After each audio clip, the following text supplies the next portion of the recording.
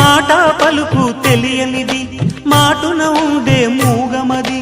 కమ్మని తలపుల కావ్యమయే కవితలు రాసే మౌనమది రాగల రోజుల ఊహలకి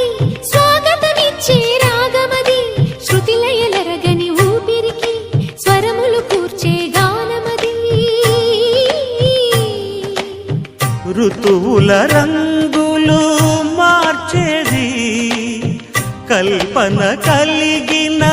మది భావం బ్రతుకును పాటగా మలిచేది మనసున కదిలి